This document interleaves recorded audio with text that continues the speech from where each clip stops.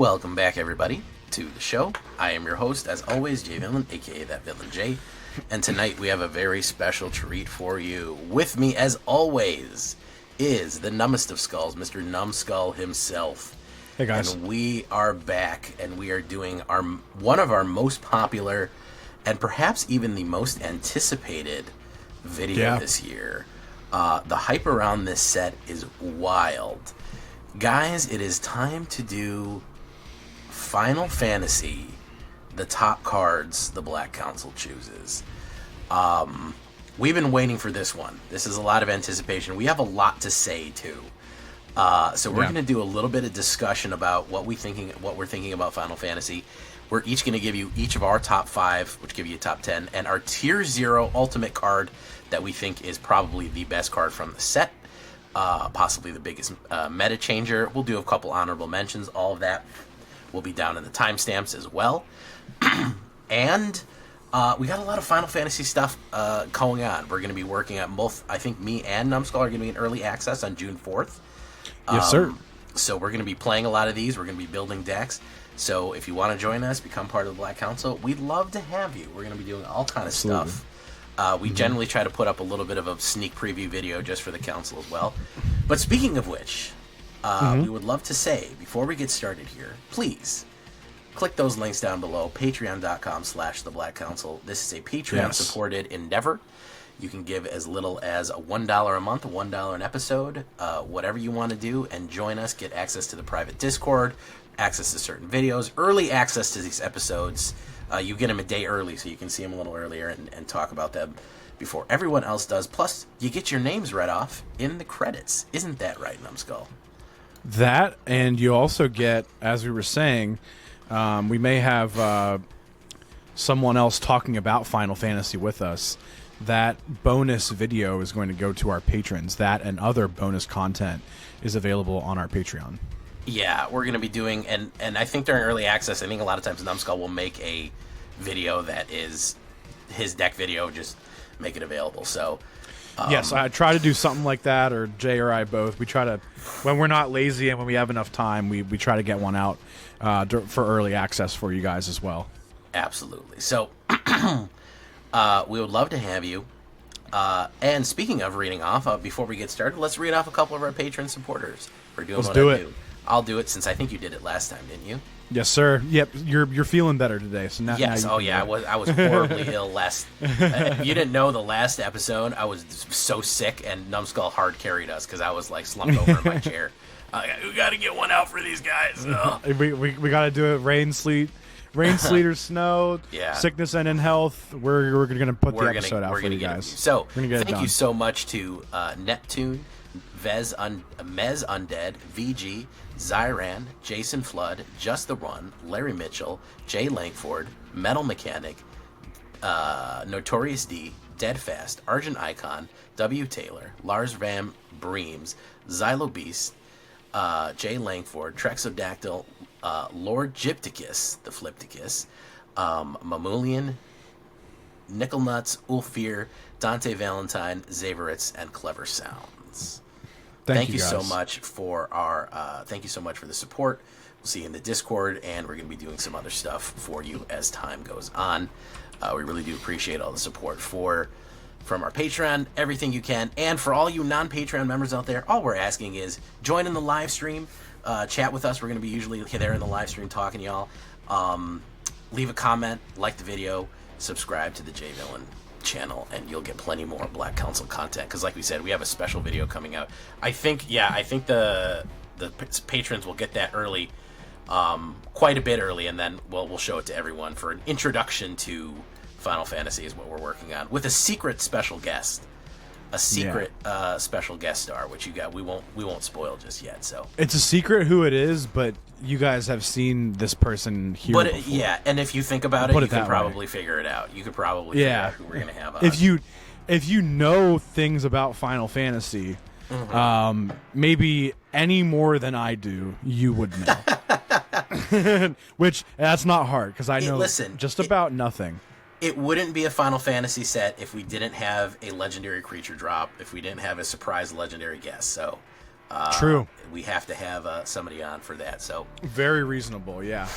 all right. So that all being said, housekeeping out of the way. Thank you so much for joining. Let's get into what we're doing with Final Fantasy. As we said, Numbskull knows nothing about Final Fantasy, so I know a lot. Sorry. I've played most, if not all, of the games. I think I haven't played 16. The older ones I played a long time ago, and it's not recent in my memory. My personal favorite Final Fantasy game is Final Fantasy Tactics, which was not represented, much to my chagrin, because it's kind of a spin-off. It's kind of not really a spin-off, too. Beyond that, I do like 7. I'm very familiar with Materia. I do like 6 quite a bit. I like 4. 3 and 4 also. I'm an older Final Fantasy type of guy. Newer ones, I did like 15 with Prince Noctis and all of them. This is all going right over. Numbskull's eyes are glazing over. He's sinking into an abyss.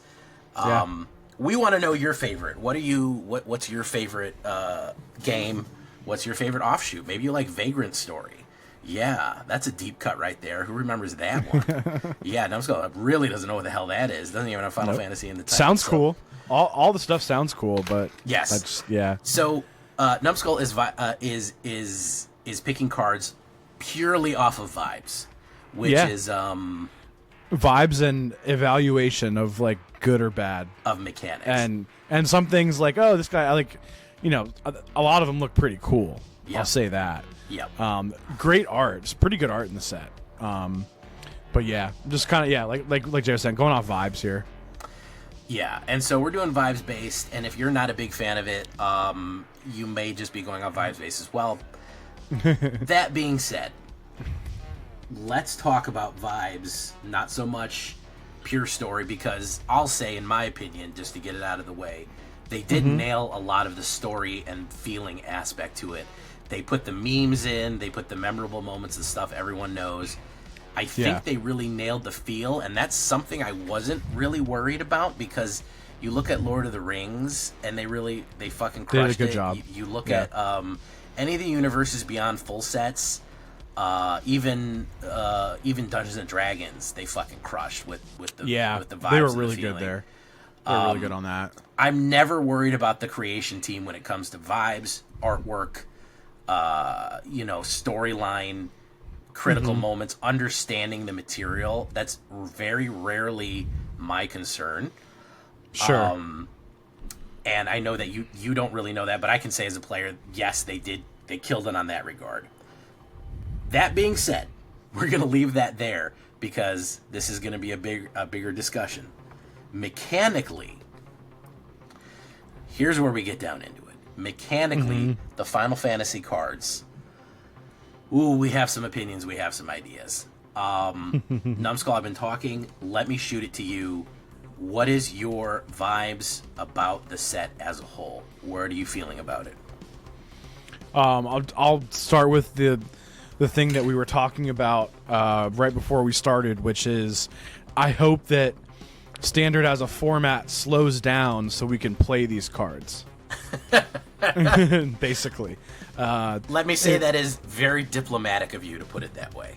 Yeah, because and I think I want to say it like that, because some of these spells that may cost a lot, they're cool cards. So it's not like, oh, we have all these expensive spells that nobody would ever want to play. I think people would want to play them, but they're too busy trying not to die on turn 4. Yeah.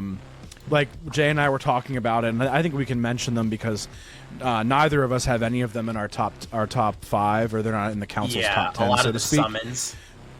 Yes, well, there's the summons, but then the crystals. Yeah. So the crystals, it kind of feels like they should be more like ley lines. They're all 4 mana. There's one of each color. Why not let me put it on the battlefield if it's in my starting hand as a pregame effect, rather than hope that I live before I can cast it, and that me casting it on turn 4 doesn't just have me dead the next turn. I do all this to save 1 mana my spells of said color, and then I get to pay a bunch of extra mana to do an ability that aligns with the color that I'm, of the crystal, fine. And then there's, I think there's like a static ability on each one, or some type of like replacement effect, whatever. But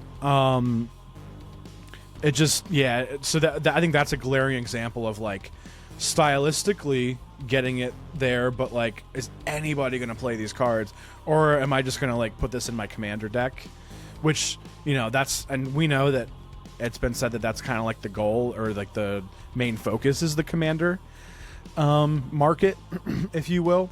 So maybe that's what a lot of these cards are going for. But I think one of the issues is a lot of these standard cards are just EDH All-Stars, but they're not standard All-Stars. Yeah. And it's the standard card too. It's not the EDH cards, which some of those are cool and all, but we have a lot of standard cards that feels like they're only playable in EDH, which now we're just weird. Well, yeah, and it's like we always have that, but this feels like a little more of that, which I don't love. I wish the standard sets were designed to be standard cards. First and foremost. Oh, it didn't work in standard. EDH will take it. I don't think that's like a reasonable. That's probably like one of my biggest knocks. Yeah, and I want to dovetail off that, because I don't even think it's a standard problem. You're looking at something like, the crystals being a good example of power level comparatively. Mm-hmm. Look at Timeless or, Pioneer or whatever. They're arguably worse than the monuments from Amonkhet. Because the monuments from Amonkhet reduce, you put down Bantu's monument, all black spells or black creatures or whatever are one less, and it's a 3-drop with no color. Yeah. Yeah. And so you're talking about a color, you're talking about a color-coded 4-drop that makes it cheaper and then has an ability. Bantu's monument is clearly better. Like, so even if you're saying, well, you can put it, it'll fit in some legacy formats, but it's like, no, why would you run that? You would just run Bantu's monument. You would just run Oketra's monument.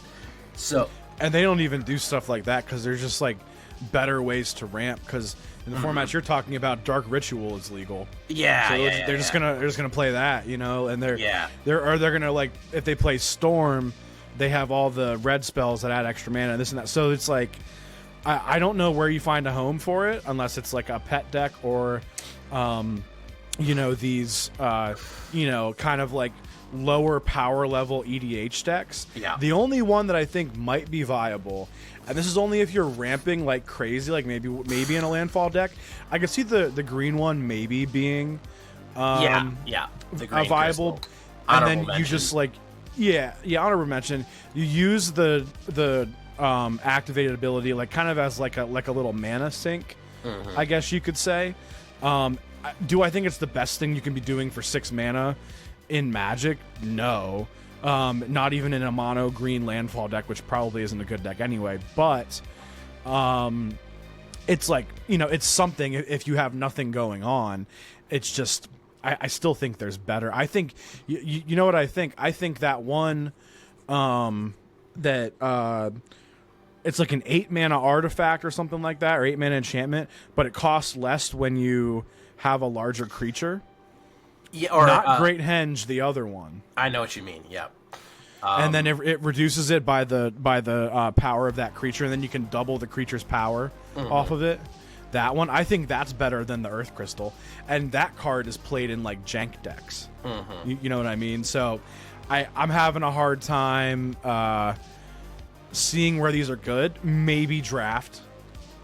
Exactly. And I've seen a couple drafters be like, I wouldn't even draft. I wouldn't pick this. Well, yeah, because I mean, out of all the rares, like there's definitely better rares than these guys too. So I don't know, and I think that it's worth. So here's my suspicion. I feel like they said this was in development for 4 years. I feel like the original design document was this is going to be a Commander EDH set. We got arbitrarily we got that notice. Oh, by the way, all universes beyond are standard legal from now until forever. And I think they midway through development, almost done, were just like, oh well, okay, throw them in standard because it'll increase the player base. people can put them in anywhere, you know. But the idea was this was a commander only set that got standardified at a certain point in development. I don't That's think reasonable. That, you know, and I don't blame it for that. Again, I don't ever want to come off as a commander hater, lest I be grabbed and by a mob and ripped apart and eaten. And I'm really not. Again, I own several commander decks. I do enjoy the format, but I like 4-card brewing. That is what I play the game for. That's my number one thing that I do is 4-card brewing. So I'd really like that refocus on, if you want to build EDH cards, put them in the precons, put them in the standard sets. You know, we already have EDH only cards. Please try to make these these new sets more focused on the constructed 4-card format. I'd love that. And part of the reason I'm going to let Final Fantasy as a final thought. Because we want to get to their top 10 as a final thought. I'm going to let it off the hook with a little bit. It is not its fault that standard is this fast right now. Yeah, that too. That's the other thing. That too. Yep.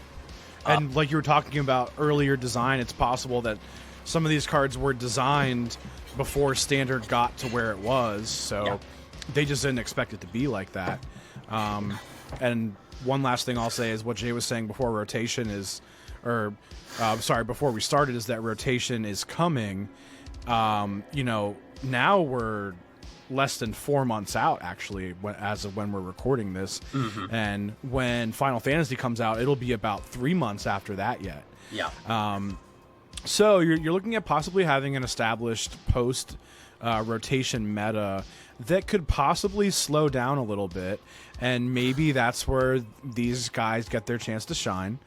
And then, you know, maybe we're talking about, okay, the standard feels good. I can cast my 6-mana Saga and let it get all of its lore counters, and we play a nice back and forth game of Magic, and maybe it takes longer than it used to, but it's more fun, and we both get to play, and you know, I don't know, maybe we get to enjoy that standard. We'll see.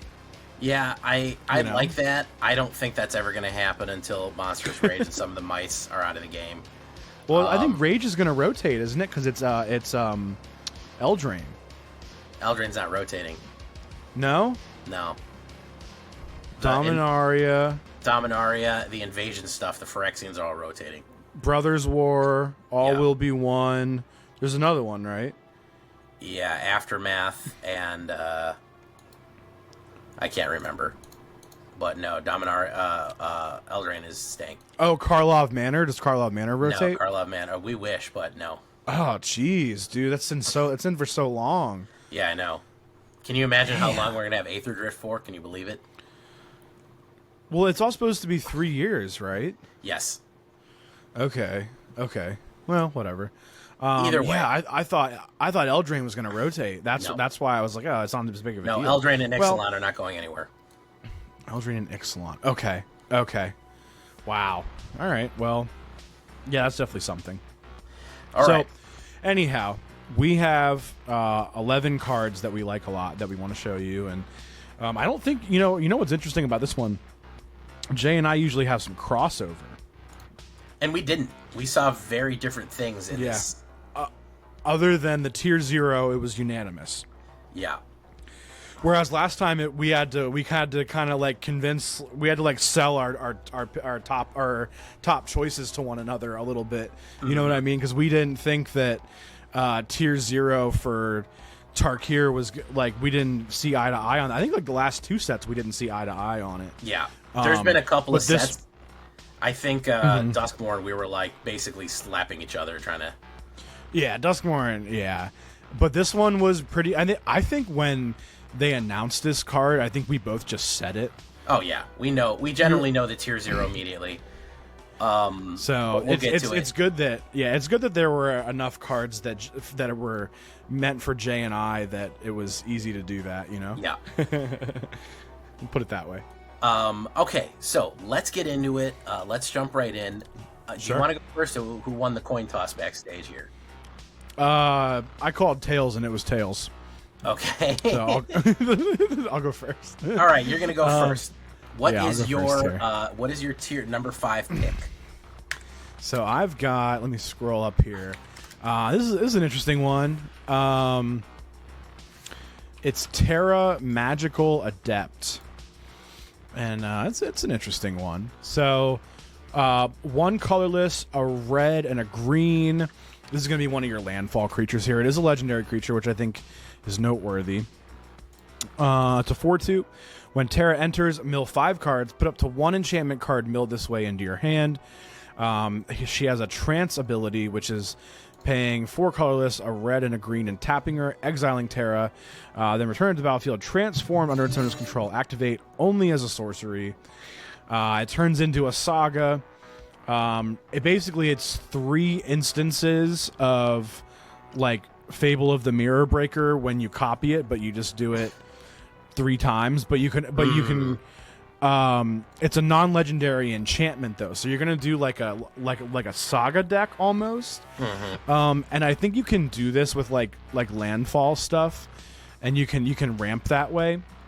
So you do that for the first 3 turns, and then the 4th turn, you just get 10 mana. Yeah. You just get it's 2 of each color, which is noteworthy. And then you flip it back. Not to mention, it is a 6/6. It is a 6/6 flying creature. 6/6 flyer. Yeah. In the So meantime. and I don't know if you saw the new thing about the sagas in the rules that they released today. Yes, let's talk about this, and I'm glad we opened it up because there has been a saga rule change. Do you want to explain that to us? I will explain it. Just let me finish this idea here, while I explain what these sagas are doing, and I think that'll segue into why I think they did what they did. So it's a 6/6. Now it's gonna be a creature each of the turns. We're kind of used to sometimes in the sagas, maybe it becomes a creature like on the 1 turn. You know what I mean? But this it's a creature the whole time. Now, because you exiled it and then brought it back, it is going to have summoning sickness. So keep that in mind. So the first turn, you're not going to be able to attack with it, but it's be a 6/6 flyer in the air to block with if you need it. So you can attack with it on turns 2 and 3. Turn 4, you get your 10 mana. Obviously, it flips back at the beginning of your first main phase, so you do not get to combat. Now, what Jay and I learned today with the rules update, and I think I have a TLDR of this somewhere. Basically, yeah. There was a TLDR. So basically, there are things that can impact sagas themselves that make it lose all of its abilities, and then in turn, because it would have no lore counters on it, as a state-based action, you would normally have to sacrifice it. Now what they're saying, if the saga has no chapter abilities and no lore counters, it's not subject to that action, and you don't have to sacrifice it. I think I'm saying this right. Saga had no chapter abilities. The game defined the greatest number among its chapter abilities as 0, and no matter how many lore. Yeah. So basically, what it is like if you have a saga and then someone's like, "Oh, this creature loses all of its abilities," because it's still a creature too. So they put that that like unable to scream enchantment, that like 1 mana blue enchantment on it. Yeah. Under the old ruling, you would have to just sacrifice it. Yeah. Now you get to keep it out, which is like they said, it's more intuitive. Where that really comes into play, and there's a little bit more to it, and why it's a big thing is actually in formats outside of standard. Blood Moon and the Harbinger. I forget the full name. It's the Blue Harbinger. Basically, the things that make all Blood Moon makes every non-basic land a mountain. Harbinger makes every non-basic land an island, and they are replacement effects that apply to layers. Which that's a whole nother ball game that I kind of understand a little bit of, but not all of it. So long story short, what it allows it to do is the biggest thing everyone's talking about is if you play Urza's Saga, which lets you make constructs, which is just power constructs are equal to the amount of artifacts you control. If you play a Blood Moon while your Urza's Saga is out, you get to keep it out forever. And you never have to sacrifice it. You can make a construct every turn with your Urza Saga. That's what they're saying is so broken. Did you? Is it also? I had a question about this. Is it also that if you get some sort of ability, because these exist, I can't remember the name of it, remove X amount of counters from target permanent, that you can reduce the Saga counters and start replaying it? Well, you can do that normally. Yeah. I don't think this rule affects that. Yeah. Unless, yeah, no, I don't think it affects it. This rule applies to something losing all of its abilities. Oh, okay. Yeah, so that's what lets them say, hey, it's still a Saga enchantment, although it lost all of its abilities. And due to the state-based action required, because of the no lore counters, you would normally have to sacrifice it. But now, I think, yeah. So it's not quite, subject to anything that pertains to removing counters from it. So it's fine. But yeah, but that is something you can do in this set that I think becomes more relevant, is removing counters off of a permanent. If I just remove a counter off of my 6/6 flyer every turn and keep getting a copy of whatever I want, yeah, it's pretty good. It's pretty good. So there's a lot of potential something to be said for that. Yeah.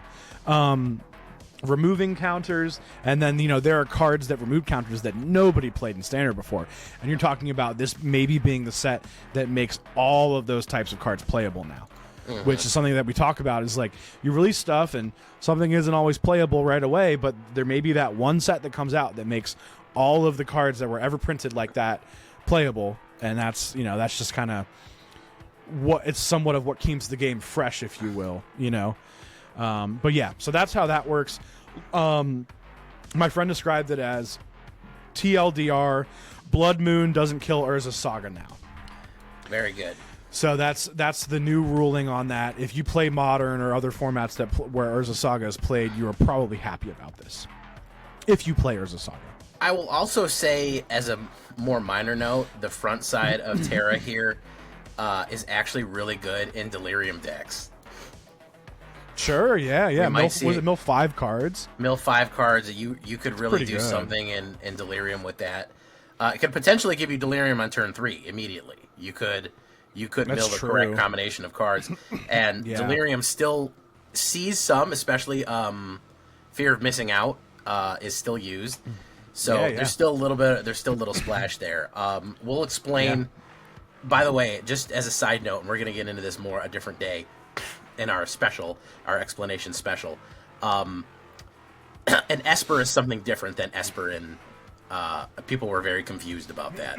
People were like, "How does Magic not know what Esper is? They made it Gruul. Esper means something different in Final Fantasy."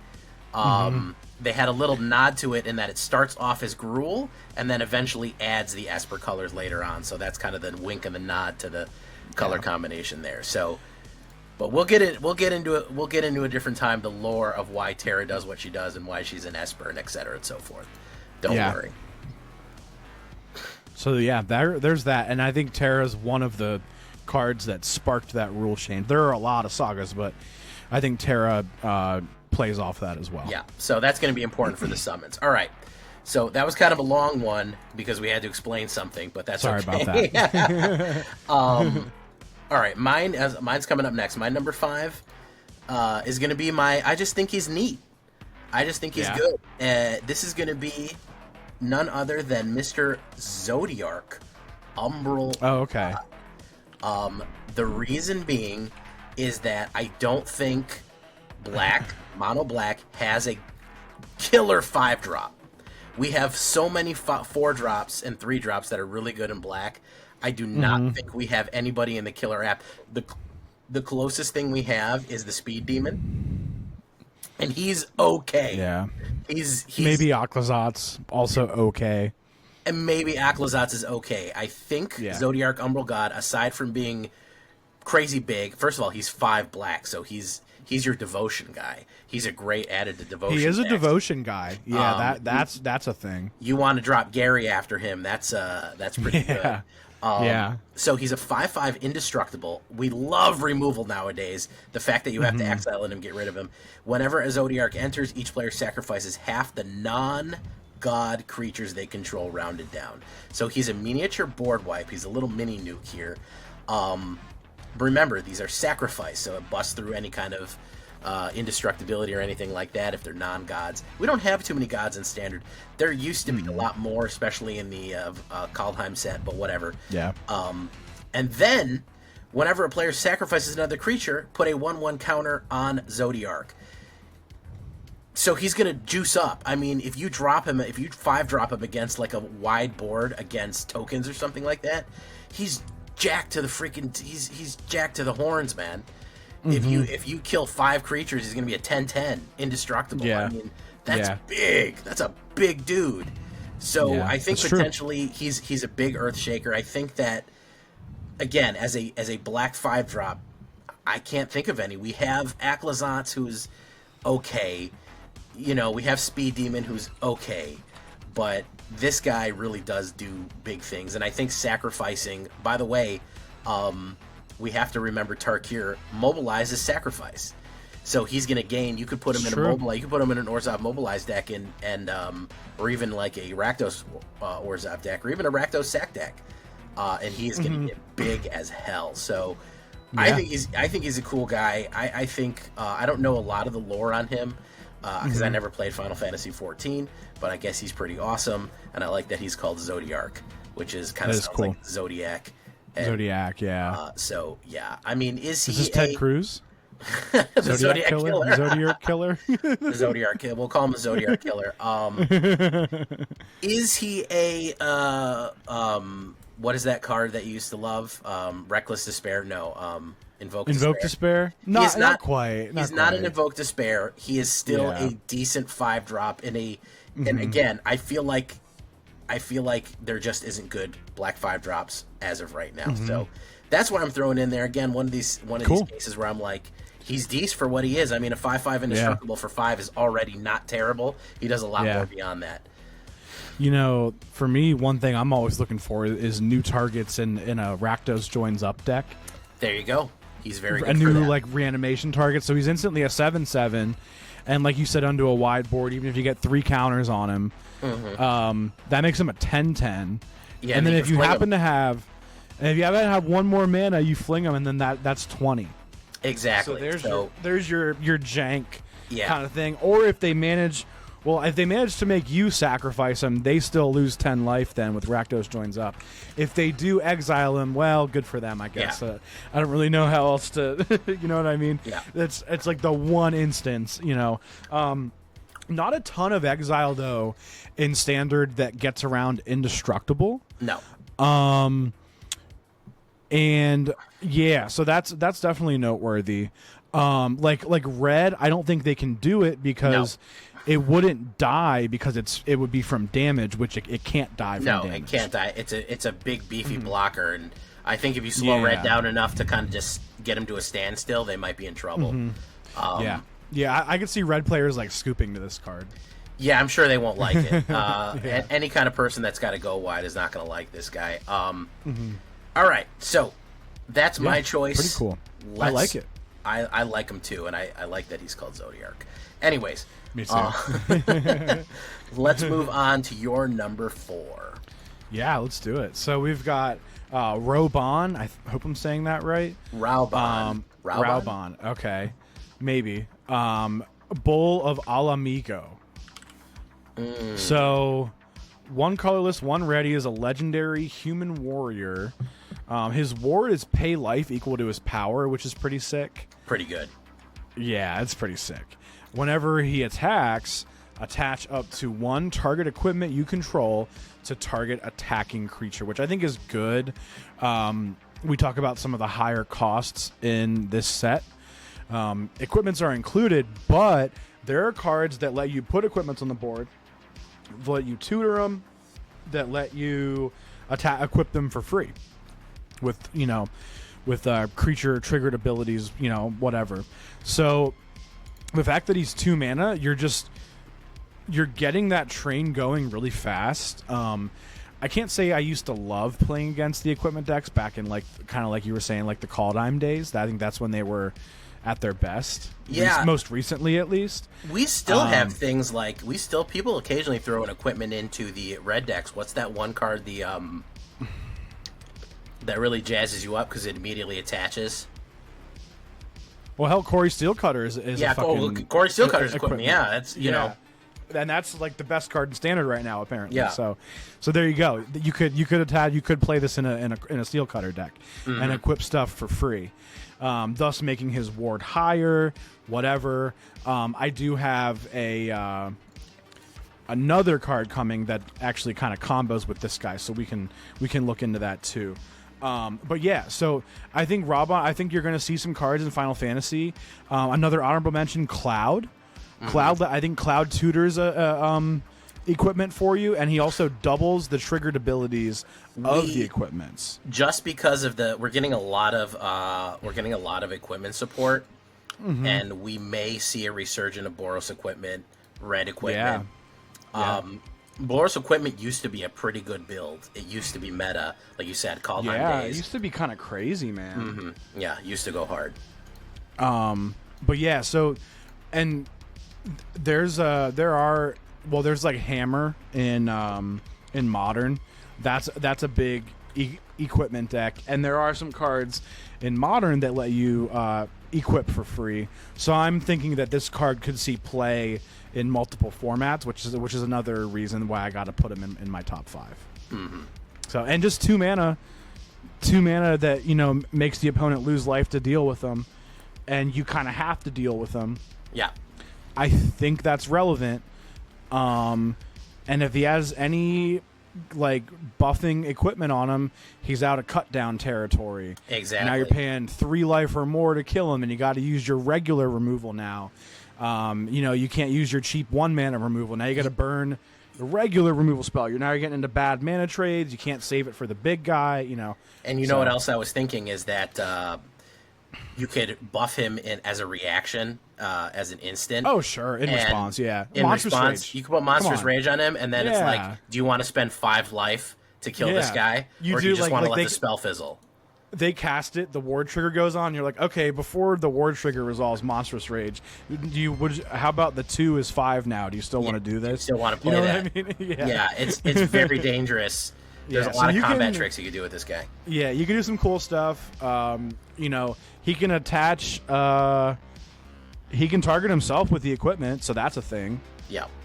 So I think these hammer decks, they're talking about, that could go on. There's other crazy. What is it, Cauldra Complete or something like that? It gives a creature 4/4 lifelink trample and something else, I think, is another crazy. So imagine putting that on him.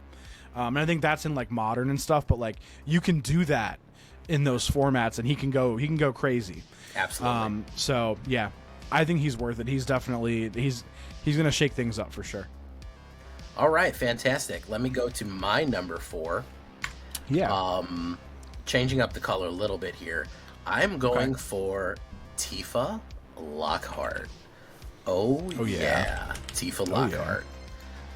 Probably one of the most well-known Final Fantasy characters out of the Final Fantasy fandom, for reasons. But they made a very good card out of her. By the way, I'm specifically talking about the card called Tifa Lockhart, not Tifa whatever champion, not Tifa martial artist. There's been some confusion because there's a few characters that have there'll be Cloud Planet's champion, and then Cloud Strife, and then Cloud Soldier. Yeah. There's 3 versions of the same guy. So I'm specifically talking about the 1 green 1/1/2 Trample Human Monk. Landfall like a monster. This is a strategy that I've seen work time and time again. And again, I have hit in the Mossberg Pump, which is the Mossborn Hydra. Absolutely crush people on turn 4 because they weren't paying attention. I've gotten those off because of landfall triggers going off. So whenever a land you control enters, double Tifa Lockhart's power until the end of turn. If she's a 1/2, okay, well that's 2. What if I get 2 triggers? Well, that's going to be 4. What if I put an Audacity on her and it's 3 immediately or something like that? Or I put a monster, again, our old friend Monstrous Rage, and it's 4, and I landfall, and then I do it to 8, and then I landfall, and I do it to 16. Yeah. It's gross. It's ridiculous. It's crazy powerful. You have a lot of landfall support. You've got Bristly Bill out here pumping lands as well. Fabled Passage, standard legal again. Fabled Passage, standard legal. You got a lot of different things. You have a lot of ways to get multiple lands on. Tarkir just put a bunch of land trigger cards down where you could put an extra land down each turn. Tarkir did a bit of success for that. She is dangerous. If you're not watching her or actively removing her, your opponent can pull off a combat trick for an enormous amount of trample damage. And they could fling and do all kinds of stuff too. Dangerous. Anytime you see, and I've said this multiple times, anytime you see the word double in Magic, it's fucking gonna be broken. If you see the word double, you're gonna be absolutely broken. And so she is looking good. And I'm gonna say that whenever Jay makes this video, I'm gonna say that he's gonna do it, so now he has to do it. What's that? Jay's gonna use the full art one. Full art of this one. I like the kicking art. Do you? Okay, all right. Yeah. Oh, you like? I just like think she looks hotter. I think she's hotter in the anime one. Yeah. Oh well, yeah. No, I mean it's impossible for Tifa not to look hot. So that's true. She's hot in all of the arts, but I think she's the hottest in the anime one. Yeah. Okay. But yeah. So that is Tifa's great. I considered Tifa, and the only thing that stopped me was the thinking if whether or not landfall was going to be good. But this could light up some kind of like landfall aggro stuff going on. Oh yeah. So that is that is possible. Like kind of remember back in the day we had that remember the aggro with the 2 mana elemental that went crazy. Mm-hmm. It kind of reminds me of that, like how we get that fast start in the landfall deck that was traditionally wait until like turn 4 or 5 to do stuff. But now we're doing that early damage, which is cool. Yeah, but no, she's gonna be a contender. I think that she's definitely gonna see play. Yeah, agreed. All right, number 3 for Numbskull. Yeah, so I've got like I said, this card's gonna combo off of the other guy. This combo is off of a lot of people, really. Sorry, well, combo off of a lot of things. No, you're right. This is Buster Sword. So, equipped creature gets +3/+2. So you're talking about you play Raubon turn 2, you play this turn 3, he equips for free. Now he is a 5/4 attacking on turn 3. He also has, in turn, Ward pay 5 life. But I am not done. Buster Sword says whenever equipped creature deals combat damage to a player, draw a card. Then, which is like that could already be enough. Then you may cast a spell from your hand with mana value less than or equal to that damage without paying its mana cost. So you're talking about playing a free 5 mana spell on turn 3, also dealing 5 damage. I think it's good. I think it's good. I think it's good, man. And this thing isn't legendary either. Isn't that crazy? No. You can have a lot of Buster Swords out, which canonically doesn't make any sense, but hey. Was it like only one person had it? Yeah, it was Cloud. The person's... Okay. The person, Cloud Strife, it's his sword. Okay.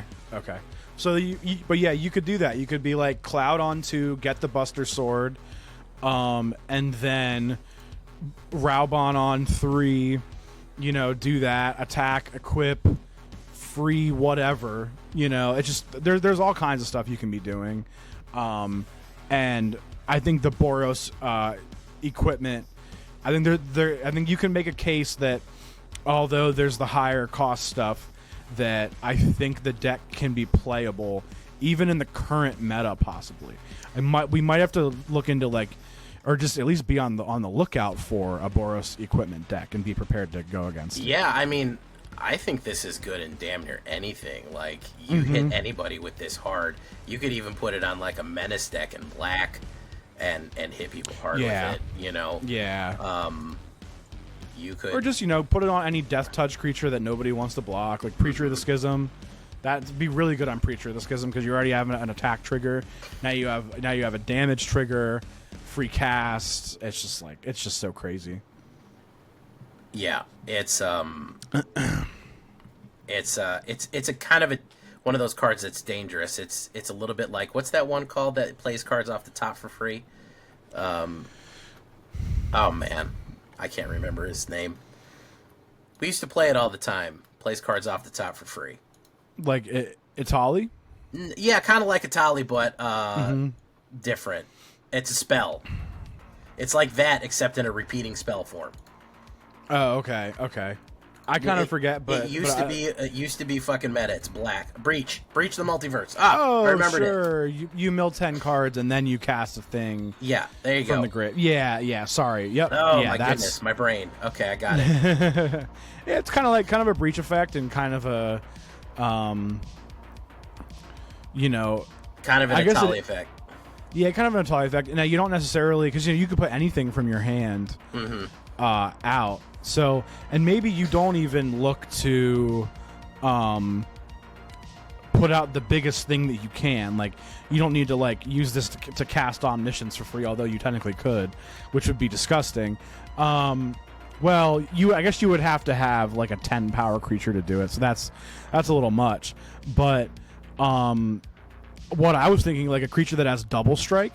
Oh yeah, double strike actually crushes. You can do it twice, which is crazy. You're looking at playing your whole hand in 2 turns, once this thing's connected. Yeah.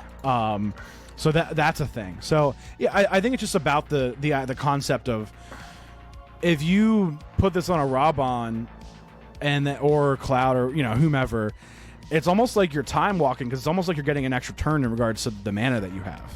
And I think that's what makes this thing crazy. And it is expensive already too. So we'll see if that holds up. Usually it doesn't, but it'll probably stay at least over $10 or $15, I imagine. It'll stay just because it's well known. It's a well known thing. Yeah. All right. So my next one is, I have kind of a love-hate relationship with this card. I'm kind of saying wow, I love this. I love this character. It's probably one of my favorite characters of all time. I also, everyone hates this color combination right now, and it is a bit of a problem. Vivi Ornitier. Yep. This is. As soon as you said everybody hates it, I just you knew what Vivi. It was. Is it? Yeah, I typed Vivi. 1 red, 1 blue, and 1. It is a Izzet, which makes perfect sense for Vivi, even though that they are a black mage in or wizard, what you would call in the lore. They are more of a spell slinger and not so much black mages. Means that they use black magic, which means they use elemental damage magic, which is not necessarily black in the regard of the color of the magic version. Like a black mage would probably be more Izzet. However, there are evil black mages. Whatever. I'm not going to get into the lore. Vivi Ornitier has really cool lore. He's a very cool character. The thing about this guy right now is Izzet didn't need any help. And Izzet is absolutely getting a double-barreled shotgun with this guy. He is a 3-drop legendary. Add X mana in any combination of blue and red, where X is Vivi Ornitier's power. His power is currently 0. It starts as 0. However, whenever you cast a non-creature spell, put a 1/1 counter on Vivi, and it deals 1 damage to your opponent. They couldn't have just left it at the 1/1 counter. They had to do it at the extra damage to your opponent. Which means our old friend, our old pal, Monstrous Rage, the most fucking broken card in the whole universe, if you get him down, turn 3, you turn 4 Vivi Ornitier, hit Monstrous Rage on him. Guess what his power is? It's 1, 2, 3, 4. Yeah. You can immediately add 4 mana of any combination. You now have 6 mana to cast spells with. Yeah. You could basically nuke your opponent. You could have a bunch of 1-drop spells and just nuke it. Bolt Wave, Lightning Bolt, Boom, boom, boom, because you're doing an extra 5 damage for each one. Mm-hmm. It's insane. You combine this with cutter decks, you combine this with card draw decks, you're gonna have a magical machine gun. Vivi is powerful. It's on site with Vivi. I'm sorry, I love you, Vivi. You have an awesome lore. He's a black mage who was created, but he has a soul. Anyways, we're not going to get into that right now. It's very sad. It's on site though, man. I gotta knock you in the face right as soon as you drop, because I already know some bad shit's coming down the pipe. He is currently $90. Yeah, I'm seeing that. That's so insane. So that should pretty much tell you everything you need to know, because the Izzet players, the cutter players, are licking their lips and rubbing their hands right now. Izzet mains just staying winning currently. Monster. Absolute monster. You're going to look at how they're going to construct that in the decks, because the mana, the AMC in those decks is so low that the only reason that they have any 3-mana spell in it is because stock up is so good. Yeah. So now you're like, okay, well, do we play 3 more 3-mana spells for this legendary creature that is absolutely crazy? Or now do you split it? Do you go like 2 stock up, 2 VV? So that'll be interesting to see how people do that. I see this having a very practical application in Modern, where there are free spells. So that's gonna really, you know what I mean? I think that's what's gonna be insane. Formats where you can play something like Mana Drain, and you get the mana, you know what I mean, and then you use it to make more mana. Like you're talking about doing crazy stuff. Storm decks, I could see that being a thing too, where you can add mana. So I see this having use in a few different places, and I see it wreaking havoc in multiple formats. So definitely something to worry about. Yeah, no. Yeah, this thing is serious. He's a serious guy. You've got to be aware of that, VV. Again, we did not need Izzet did not need help. They got it though. So we're gonna leave that one there. What else is new? Always the deck, always the color that's doing amazing always gets a boost. Yeah. All right, we're down to number 2 here. We're moving along on a nice cruising. Clip. We're cruising and bruising. We're cruising and boozing a little bit. So we are going to hit your number 2. Then we're on to the number 1s. Yeah, let's do it. We got Vincent Valentine for number 2. Mr. Dirge of Cerberus himself. You don't know what that is. Nope. I know what the Cerberus is, though. It's the 3-headed dog. Yeah. Thing. There was a Final Fantasy spin-off game called... He was in Final Fantasy VII. He got his own game called Dirge of Cerberus, which was like a Final Fantasy Devil May Cry. Anyways. That sounds actually really cool. Yeah. So he's 2 colorless, 2 black. He is only a 2/2. But you'll see why this is good. He is an assassin. So he is an outlaw, actually. Believe it or not, he is. He is. Whenever a creature an opponent controls dies, put a number of +1/+1 counters on Vincent Valentine equal to that creature's power. Whenever Vincent Valentine attacks, you may transform it. Here we go. He turns into Gallian Beast. So Werewolf Beast, a 3/2 trample lifelink. When it dies, return it to the battlefield tapped. Now you're thinking, how is this good? What you have to remember is when a creature gets counters on it and it transforms, the counters stay. I was wondering about that. That's true? Yep, that's how that works. Yep, because if you get a counter on a graveyard trespasser and it goes to night, then it becomes a 5/5 if you have a +1/+1 counter. And that's why I think this card can be good.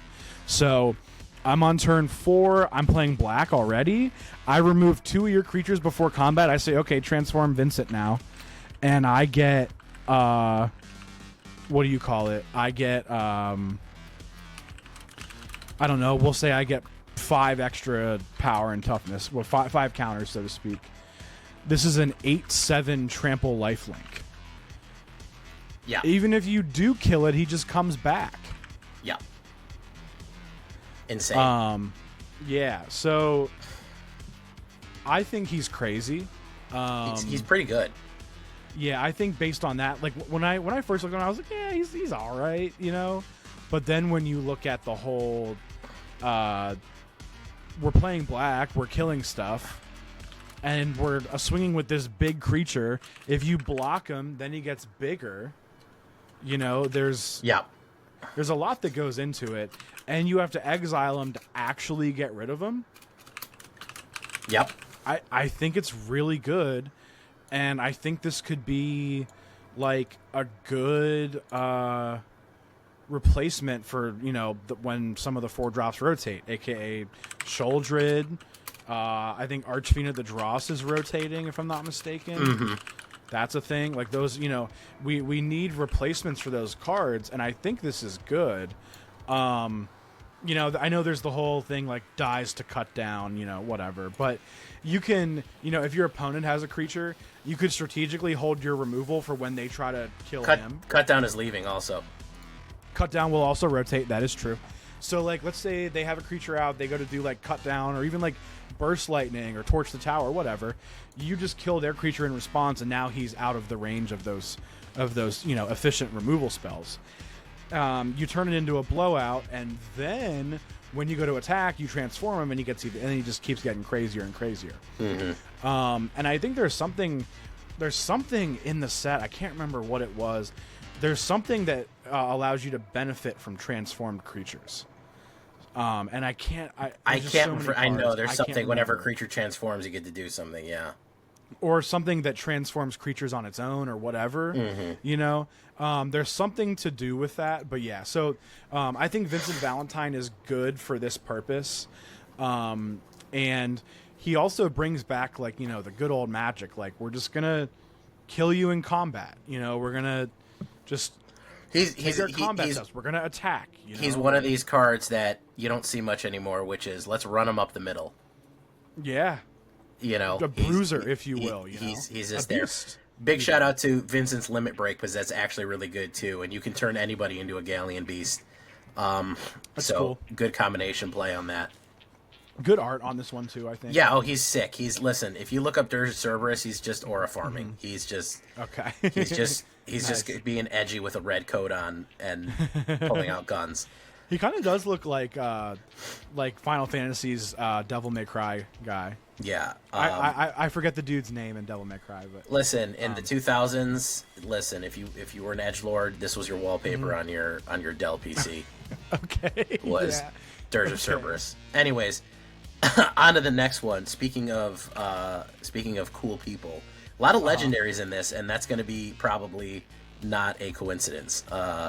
Yeah, I'm going to go with my number 2 before we move on to the number 1s.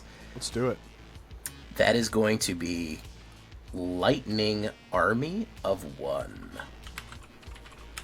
Lightning Army of One, and I want to point out this is Lightning Army of One, not Lightning whatever, because there's a few of her. There were like 3 lightnings. Yeah. So this is not Lightning Bolt. That's a different thing. Lightning Army of One is, again, I want to repeat, if they were like, man, you know what, Boros is really struggling right now. You know, it's got mice, it's got Sheltered by Ghosts. That's not good enough. All of those cards, they just kind of suck overall. You can't beat the hell out of people on, you know, by turn 3 with it. So they said, well, Boros needs a big upgrade to get a super powerful card in it, and that's going to be Lightning. Huge. Again, one of these right up the middle cards. Yes, it dies to cut down, but cut down is going away soon. 1 red, 1 white, and 1 human soldier, which is pretty cool. Fits in your soldier decks. She is a monster. First strike, trample, and lifelink built in. Stagger. Whenever lightning deals damage to a player until the end of next turn, if a source would deal damage to that player or a permanent that player controls, it deals double damage. So, I want you to understand, with first strike, that means everyone else that's going in with her is going to do double damage. Because she's going to hit first, because she's lightning. Do you get it? She's lightning. So you're going to hit first, boom. Next combat damage is going to be the regular attack. You're going to have your first attack phase, your first strike phase, and then your regular phase. Everything else that swung in with her is going to do double damage. Brilliant. Bad. It's bad news.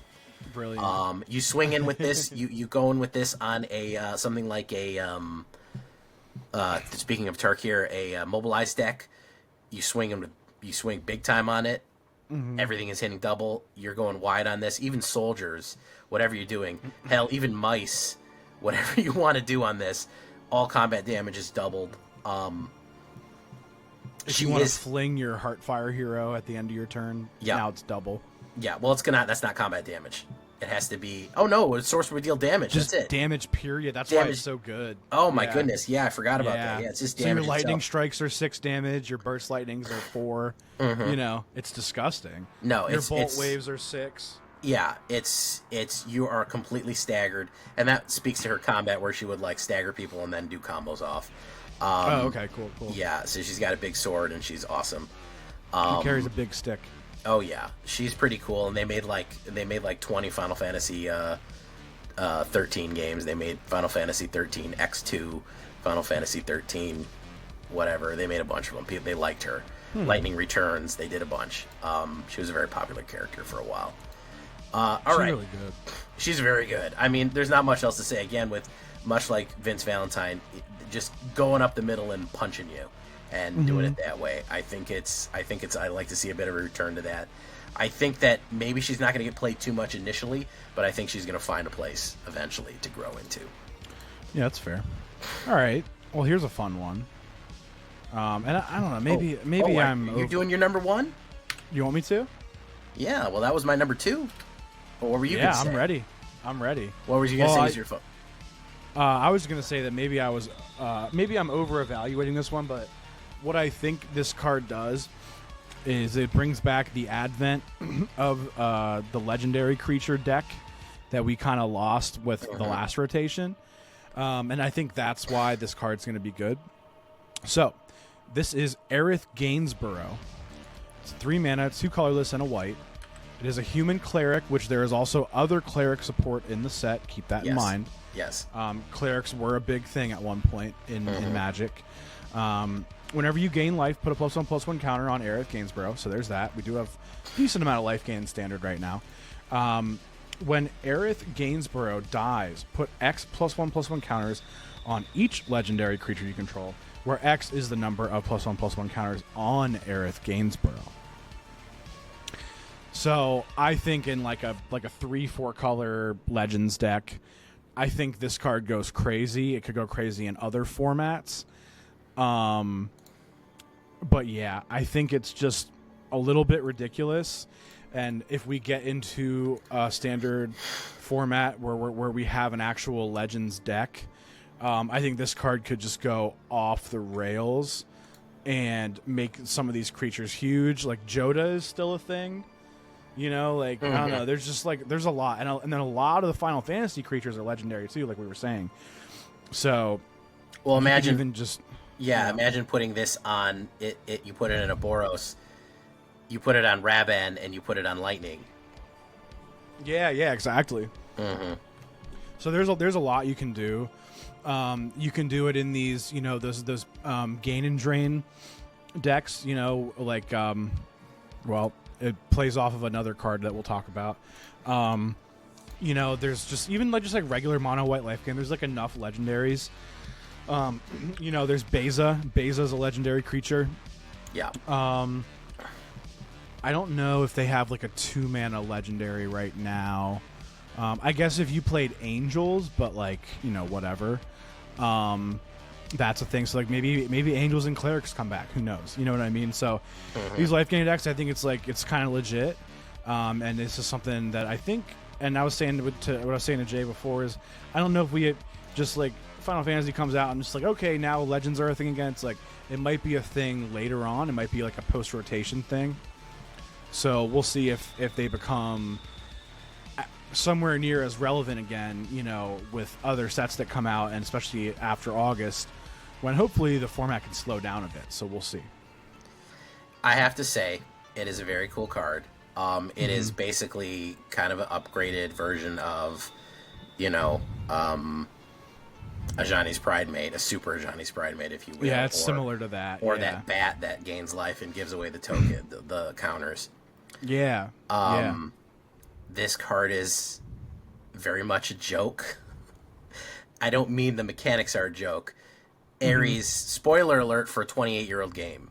Okay, spoiler alert. This game came out 28 years ago. I don't want to, maybe you had it on your playlist. Ares famously dies in it. Oh, okay. That is a big moment. It was basically like a huge moment in video games where a main character that you had been playing and developing a relationship with, playing for hours, suddenly dies and is killed, and there's nothing you can do about it. You can't bring her back. No matter like what Joel you do. in like The Last of Us. Yeah, it was a big like moment. Yeah. I would equate it to like Gwen Stacy dying in Spider-Man. Like, it's just one of those things. Like, it's a seminal moment.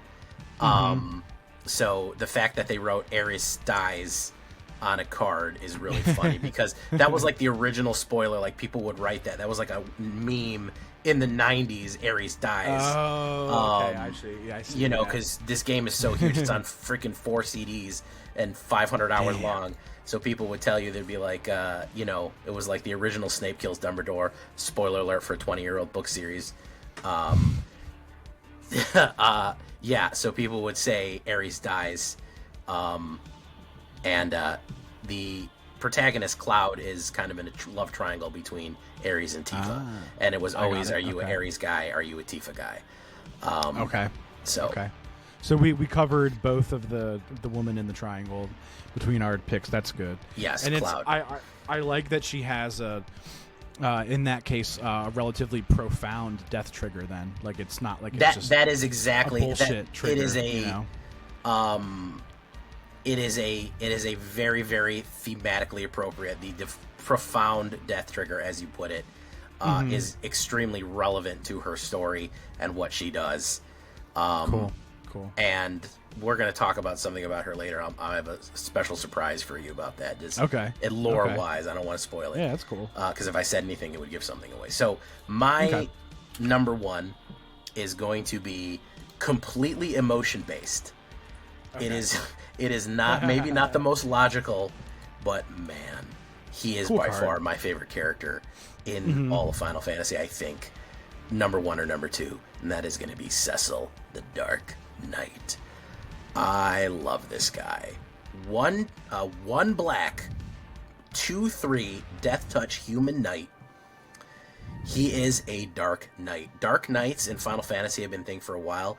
Dark Knights are very much black coded, as in exactly how black works in Magic, meaning that I will sacrifice anything for power. Dark Knight attacks in Final Fantasy mechanically oftentimes would make your attacks stronger by sacrificing your life.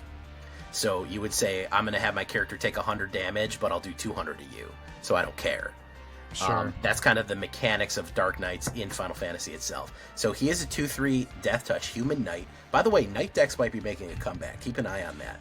I saw that too. I was intrigued. Yeah, Knights are pretty important to Final Fantasy lore. Darkness. Whenever Cecil deals damage, you lose that much life. Then if your starting life total is less than or equal to half of your starting life total, untap Cecil and transform it. He turns into Cecil Paladin Redeemed. 4/4 lifelink, protect. Whenever he attacks, other creatures gain indestructible until the end of turn. He becomes a human knight. The fun thing about him, he starts as a Dark Knight. Spoiler alert for a 32-year-old game. When did Final Fantasy VI come off? The Final Fantasy VI came off in 1994. Sorry, 31-year-old game. So spoiler alert, if you haven't played it yet. He was a Dark Knight. He gets redeemed and turns into a Paladin. That's part of his arc. Got it. And so he becomes that. I think putting that much pain on the board early on that they kind of have to deal with. I mean, black 1-drops, that's monstrous. Obviously, black does not give two shits about losing life. And the fact that he becomes more powerful the more damage you take, I think is actually going to be a good advantage against red, to be perfectly honest with you. Because going down to 10 life and immediately being able to flip into a life gain protector is pretty good. We have a lot of ways that we can lose life with black specifically. Sure. You know, and then recover it. So I just think he's cool. I'm so happy we have a Dark Knight card because I'm obsessed with Dark Knights. Maybe if you are playing Knights, you're playing like Orzhov. So yeah, probably you have like Caves of Koilos. So like you could like use the Caves of Koilos to get your life closer to 10 or less. So that it's easier to flip it. So like if that triggers on the stack after he deals damage and you're at like 11, you can just be like, oh, tap my Caves of Koilos for 1 black mana. Now I'm at 10. Now he flips. You know what I mean? You could exactly. You could do some stuff there because of the addition of Pain Lands. And of course my favorite card, Bitter Triumph. You can lose 3 life. Yeah, off Bitter that. Triumph. Yep. We could just kill something after he deals damage and then lose 3 more life, and that could get us there. You could be looking at being at 10 life on turn 3 probably. I think is feasible. And especially in other formats, I could see him being good. You know, we have we don't do it a lot now, but like the Phyrexian mana that could come into play. Like that card Dismember, 1 colorless and 2 black, but the black is also Phyrexian mana. So you could just pay 4 life, 1 mana, remove a creature. He hits you, or he hits you for 2. That's 6. You could do that on turn 2. So I think it's pretty feasible that on turn 3 you could be at 10 life, and then flip them, and then do whatever else you want to do after that too. So I think it's good. Don't forget our good friend Thoughtseize. Yeah. You can just Thoughtseize like 3 times on a turn.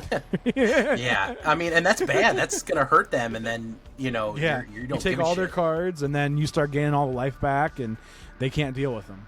Yeah. So Cecil Dark Knight, I am emotionally attached to Cecil. I've said it both ways to aggravate both people. I've said it as Cecil, and I've said it as Cecil. I don't care. Nobody ever said it, so I'll say it however I want. I think it's Cecil. I have no idea. But I've always said Cecil. Some people say Cecil. Hopefully, I have upset everyone with my pronunciation, so you can all be mad. All right. Do we have any honorable mentions as we go? I think I talked about the honorable mentions that I had. I do like that there's a meld. There are 2 meld creatures. That's cool. Yeah, the Lisiel. Golgari's getting some good tech. I will say. Yeah, that. Golgari's got some cool stuff. It's definitely graveyard stuff, and I think it's a good set that gives. I think that like everybody gets a little something here. I do appreciate that. But yeah, I don't know if I had any more honorable mentions outside of that. I do like the Golgari honorable mention to. I do also like X-Death Void Warlock. I think he's cool. Yeah, X-Death is cool. Yep. X-Death is solid. I'm a little bit on the fence about the Rakdos Black Mage stuff. So you got Kuja and stuff. Rakdos Wizards, huh? Rakdos Wizards. I don't know how good that's gonna work. I think you got to do Grixis. I think it has to be Grixis Wizards, and then I think that could go crazy. Grixis Wizards could go hard. Because then you could play Vivi in that. That could be that could do something, with like the spell slinging and all that. So who knows? Yeah, and who else I think is pretty good? I also do like Judge Magister Galbaranth if we're talking about knights. Sure. That is basically a different kind of Bartolome. He's just a different Bartolome. Oh, that the 2 mana guy? Yeah, he's good. The other knight is good too. The Garland, Knight of something. Cornelia. Did I see like a Scion or something? Was there a Scion? No, that's something else. He was white. Whatever that is. Not Knights of Round. Not that. That's huge, yeah. Yeah, that's a crazy spell. Yeah, I'm not sure what the name is. Anyways, Knights are good. yeah. We think Knights will be good again. We'll put it that way. Squall Seed is probably the only good. Final Fantasy VIII card. It is 4, which is kind of too much. He is a knight. He'll fit nicely in your knight decks. There's quite a few things that you could run here that are decent. Yeah. And the 2 meld cards. The meld cards are fun. The Final Fantasy 13 meld cards. Probably my only other one is I was right on the edge with Aiden the Usurper. He is too expensive. He's clearly supposed to be a commander. He is an 8-drop. However, I am thinking that maybe resurrecting him at instant speed with like live or die and then swinging in with demons might give you a win. So he could be a win com. I don't know. I think that I'm really going to have to play with him to see if he's any good at all, because he's just so damn expensive. But I do like demon cards. And of course, they did reprint Dark Confidant, so shout out to that's an honorable mention. Shout out to Dark Confidant right there. Yeah. Well, you ready? We're ready. Number 1, I think you all know it. It's like the biggest guy that we haven't mentioned, and you're like, oh, that's going to be Jay you know what it is. Numbskull's number 1. So we've got Sephiroth, Fabled Soldier, 2 colorless and a black. He is legendary. He's a human avatar soldier, so that's noteworthy. He's got a little special, superhuman shit going on. Yes. When he enters or attacks, you may sacrifice another creature. Built-in sack outlet. If you do, draw a card. Built-in card draw. He's a 3/3, so that alone is good. He's mythic. Whenever another creature dies, target opponent loses 1 life, and you gain 1 life. If this is the 4th time this ability has resolved this turn, transform Sephiroth. It's not as hard to do that as you think. It's actually pretty easy. Yeah. He turned into Sephiroth, 1-winged angel, who is now a legendary creature and is an angel nightmare avatar. So he turns into an angel, but still an avatar the whole time.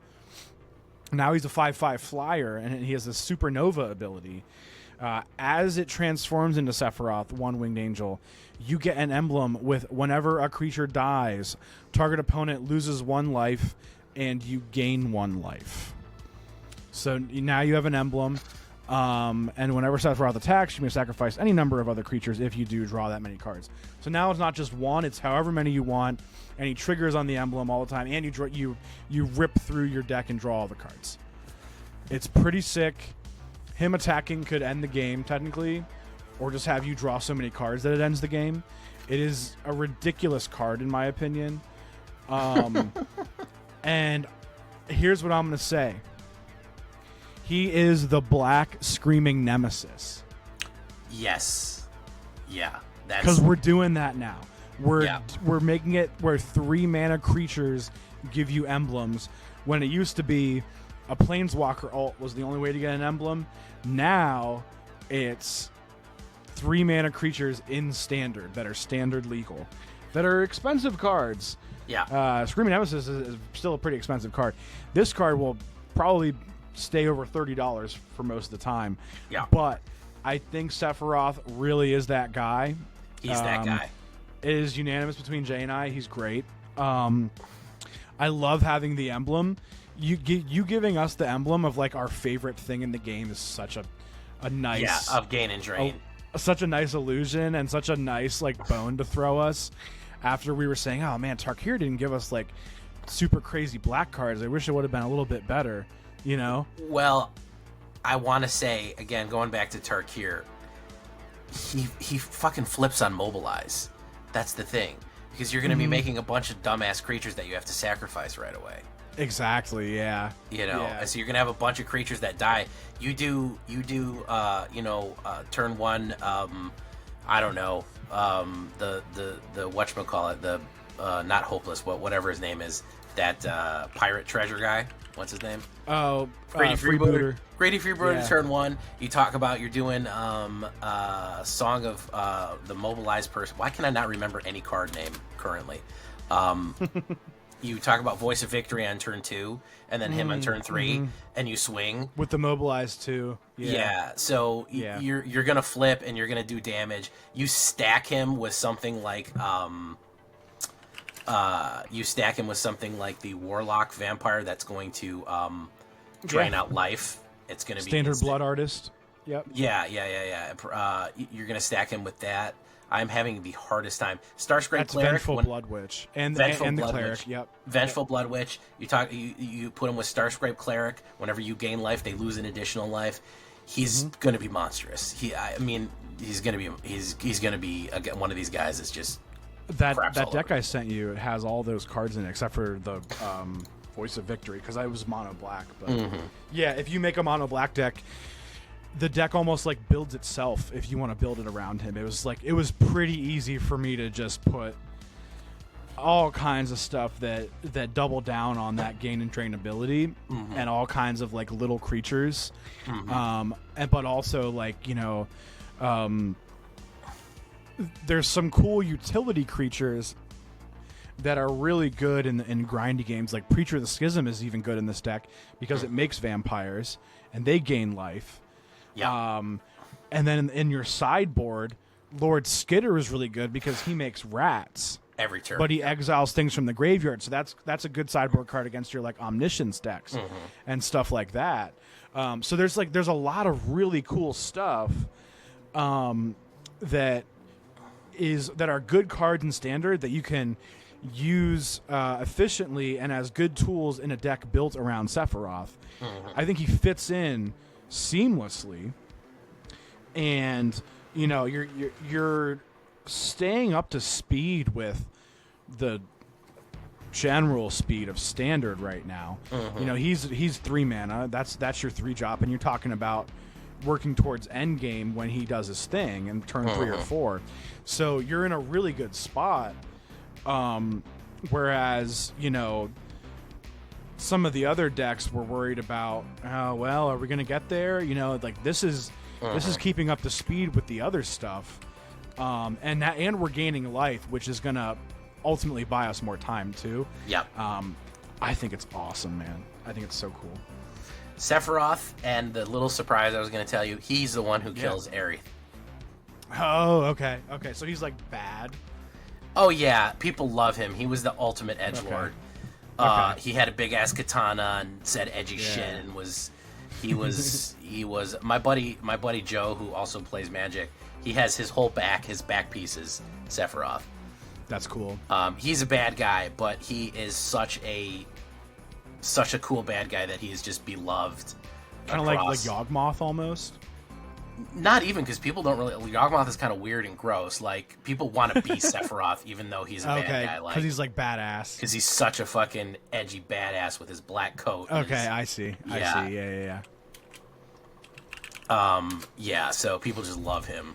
Yeah, he's just very cool. That's dope. But yeah.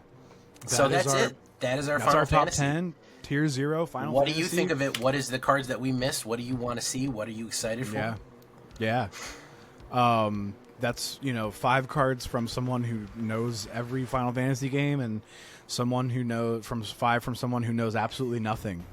So we hope that was a well-rounded. And we hope to educate.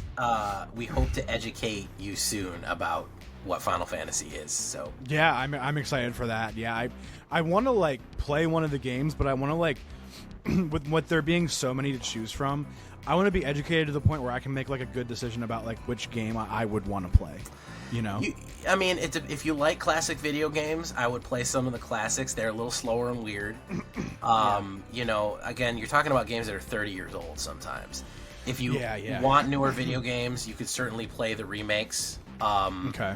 15 is not a bad place to start because it has an active combat system. It does a lot of cool things. Cool. I heard people saying 14 was good. 14 is an MMO. Okay. So if you like MMOs, that's it. If you're more of a single player story driven guy, then I do like single player stories. Yeah. Yeah. So you might want to start somewhere else. Okay. 14 is just a very popular MMO right now. A lot of people love it. Okay. I mean, I need something to fill the void of Diablo because it was so underwhelming. So maybe that would help. I don't know. Yeah. You certainly could. The remake is more story driven. You might like 15. Actually, I'm going to recommend 15 for you. You recommend 15? Go watch some gameplay videos. Gameplay and see I dig that. Okay. I'll keep that in mind. But yeah, I'm interested, and the set got me a little more interested in learning about Final Fantasy, and Sephiroth seems pretty freaking cool. So does Valentine. Yeah, there's a lot of cool edgy guys in. Listen, this was all 90s stuff, so edgelords were in. Yeah, it was like the The Renaissance of edgelords. It was really the 90s edgelord time. It was the time of the edgelords. It's when I grew up. That's why I'm an edgelord.